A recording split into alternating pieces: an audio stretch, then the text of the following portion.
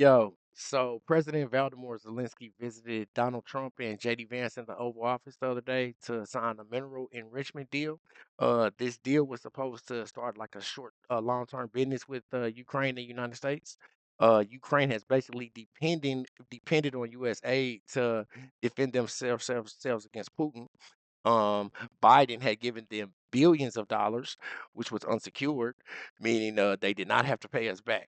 So I guess Ukraine is rich in minerals, and they need all these minerals to make batteries for electric cars and electronic devices. And so we was going to go in business together, but for some reason, when Zelensky got here, he started kind of talking tough about how Biden didn't require a secure loan and how he wasn't going to compromise with a killer, referring to Putin as being the killer, and he wasn't going to do this and that.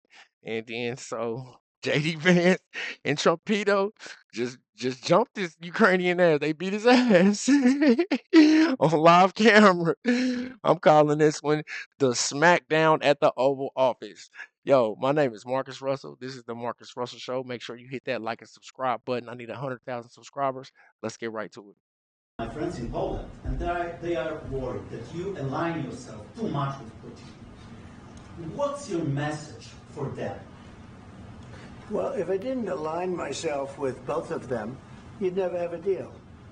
You want me to say really terrible things about Putin and then say, "Hi, Vladimir, how are we doing on the deal?" It doesn't work that way.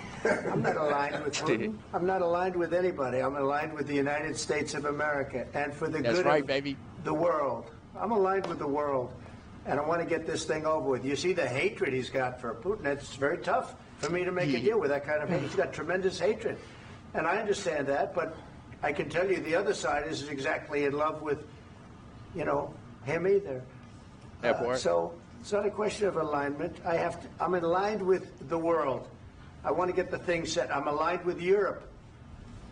I want to see if we can get this thing done. You want me to be tough? I could be tougher than any human being you've ever seen. I'd be so tough. But you're never going to get a deal that way. So that's the way it goes. All right, one more question. Hey, I want to respond to this. So look, for 4 years in the United States of America, we had a president who stood up at press conferences and talked tough about Vladimir Putin, and then Putin invaded Ukraine and destroyed a significant chunk of the country. The path to peace and the path to prosperity is maybe engaging in diplomacy. We tried the pathway of Joe Biden of thumping our chest and pretending that the President of the United States' words mattered more than the President of the United States' actions. What makes America a good country is America engaging in diplomacy. That's what President Trump is doing. Can I ask you? Sure. Yeah? Here we go. Yeah. Okay. So he occupied our parts, big parts of Ukraine, part of East and Crimea. So he occupied it on 2014. So during a lot of years, so I'm not speaking about just Biden, but those time was Obama, then President Obama, then President Trump, then President Biden, now President Trump, and God bless, now President Trump will stop him. But during 2014, nobody stopped him. He just occupied and took. He killed people. You know what the contact 2015. 2014. 2014 and 2015. 2014. Yeah. So I was not here. Yeah, but That's exactly right. Yes, but during 2014 till 2022, the situation the same. The people have been dying on the contact line. Nobody stopped him. You know that we had conversations with him, a lot of conversation, my bilateral conversation, and we signed with him, me, like a new president. In 2019, I signed with him the deal. I signed with him, Macron and Merkel, we signed ceasefire. Ceasefire. All of them told me that he will never go. We signed him with gas contract. Gas contract. Yes, but after that, he broken this ceasefire. He killed our people and he didn't exchange prisoners. We signed the exchange of prisoners, but he didn't do it. What kind of diplomacy, JD, you are speaking about? What do you mean? I'm talking about the kind of diplomacy that's going to end the destruction of your country. Yes, but if you Mr. President, with respect, I think it's disrespectful for you to come into the Oval Office and try to litigate this in front of the American media. Right now, you guys are going around and forcing conscripts to the front lines because you have manpower problems. You should be thanking the president for trying to bring an end to this conflict. Have you ever been to Ukraine that you say what problems we have? I have been to. Come once. I've actually watched and seen the stories, and I know what happens is you bring them on a propaganda tour, Mr. President. Do you disagree that you've had problems bringing people into your military? And do you think that it's respectful to come to the Oval Office of the United States of America and attack the administration that is trying to prevent the destruction of your country? A lot of questions. Let's start from the beginning. Sure. First of all, during the war, everybody has problems. Even you, but you have nice ocean and don't feel now, but you will feel it in the future. God feel bless, what? You don't know that. God bless you. God feel bless, what? You will not have war. What are you talking about? We're, feel. We're trying to solve a problem. Don't tell us what we're going to feel. I'm not telling you. Because you're in no position to dictate that. Yeah, watch your mouth, man. You're in no position. Watch your mouth, Zalensky. What we're going to feel. We're going to feel very good. Feel influenced. We're going to feel very good and very strong. Yeah, we're going to real. I'm about to You're smack right you. now not in a very good position. You've allowed yourself to be in a very bad position, and he happens to be right about it. From the very beginning of the war. You're not in a good position. You don't have the cards right now. With us, you start having cards. Right now, you don't. You're playing cards. You're playing cards. You're gambling with the lives of millions of people. You're gambling with World War III. Yeah, watch your mouth, Gambling with fool. World War III. And what you're doing is very disrespectful to the country, this country, that's backed you far more than a lot of people said they should have. Have you said thank you once? This entire meeting? No, in this entire meeting, have you said thank you? You went to Pennsylvania and campaigned for the opposition in October. Offer some words of appreciation for the United States of America and the president who's trying to save your country. Fool. Please, you think that if you will speak very loudly about the war, He's not speaking loud. loudly. He's not speaking loudly. Your country's in big trouble. Can I Wait a answer? minute. No. You've done a lot of talking. Your country is in big trouble. I know. You're not winning. You're not winning this. You have a damn good chance of coming out okay because of us. Mr. President, we are staying in our country, staying strong from the very beginning of the war. We've been alone, and we are thankful. I said thanks. You haven't been alone. Been alone, 150 billion. We gave you, through this stupid president, $300 billion. We gave you military equipment, and you men are brave, but they had to use our military. If you didn't have our military equipment, if you didn't have our military equipment, this war would have been over in 3 days. In 3 days, I heard it from Putin. In 3 days, this is something maybe new. less. In 2 weeks, of course, yes. It's going to be a very hard thing to do business like this. I tell you. Just say thank you. I said a lot of times to American people. Except that there are disagreements, and let's go litigate those disagreements rather than trying to fight it out in the American media when you're wrong. We know that you're wrong. But you see, I think it's good for the American people to see what's going on. I understand, sir. I think it's Transparency. very important. That's why I kept this going so long. You have to be thankful. You don't have the cards. Thankful. You're buried there. Your people are dying. You're again, running low on soldiers. Listen, you're running low on soldiers. It would be a damn good thing. And then you tell us, I don't want a ceasefire. I don't want a ceasefire. I want to go and I want this. Look, if you could get a ceasefire right now, I tell you, you take it so the bullets stop flying and your men stop getting killed. Of course, we want to stop the war. But you're saying you don't want a ceasefire. But I said to you, I want a ceasefire. with guarantees. Because you'll get a ceasefire faster than an agreement. Ask our people about ceasefire, what they think. That wasn't with me. That wasn't with me. That was with a guy named Biden who was not a smart person. That was with Obama. It was your president. Excuse me. That was with Obama, who gave you sheets, and I gave you javelins. Yes. I gave you the javelins to take out all those tanks. Obama gave you sheets.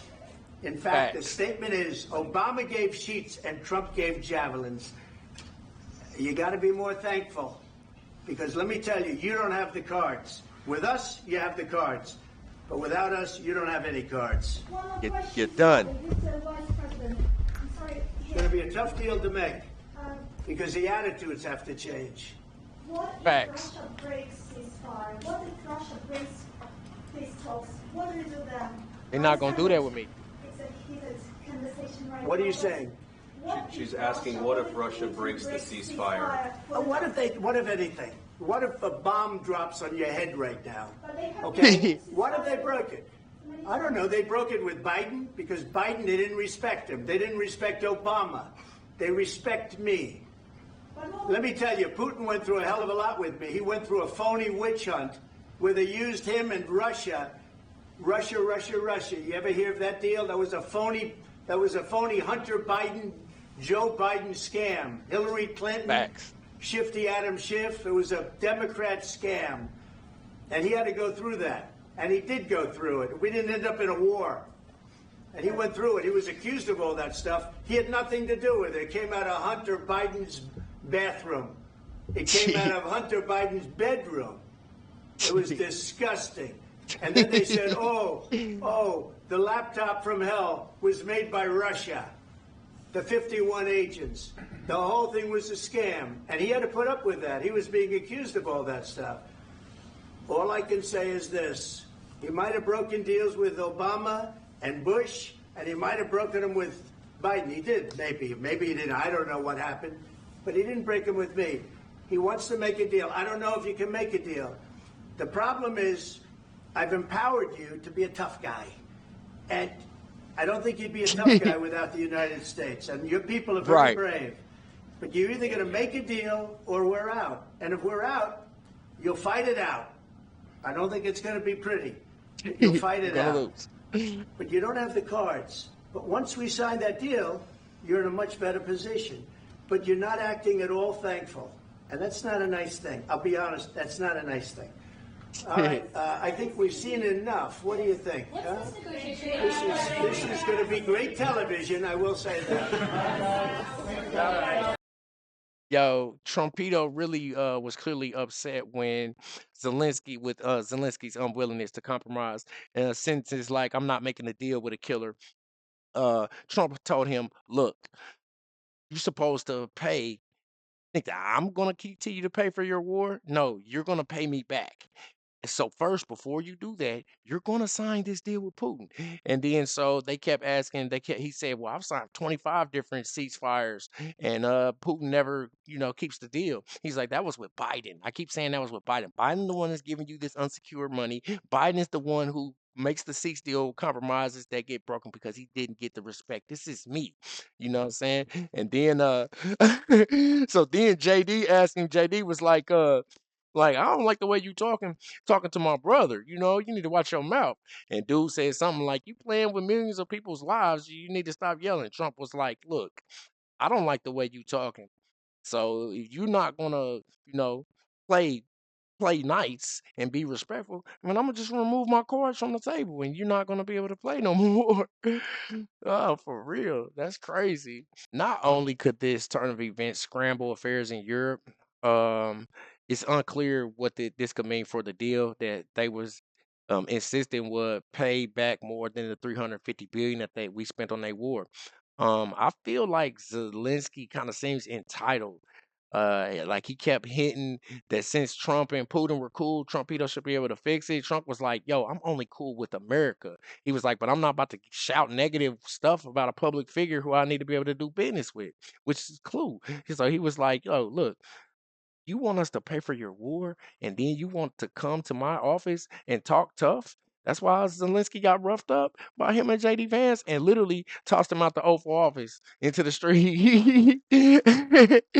For real. I think for some reason Zelensky he thought that discussing these litigations in front of the news media would like force Trumpito to like force his hand, but he ended up just getting beat up by the president and the vice president in front of the camera.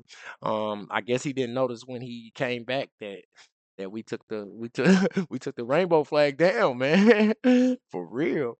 Maybe if he come back and kiss the ring, you know, Trumpito might let it go. You know what I'm saying? Well, but I feel like Trumpito would rather lose that 350 billion than be disrespected in the Oval Office. And that's why we voted him president. And that's the type of man that I want in front of that big button. My name is Marcus Russell. This is the Marcus Russell Show. Until next time.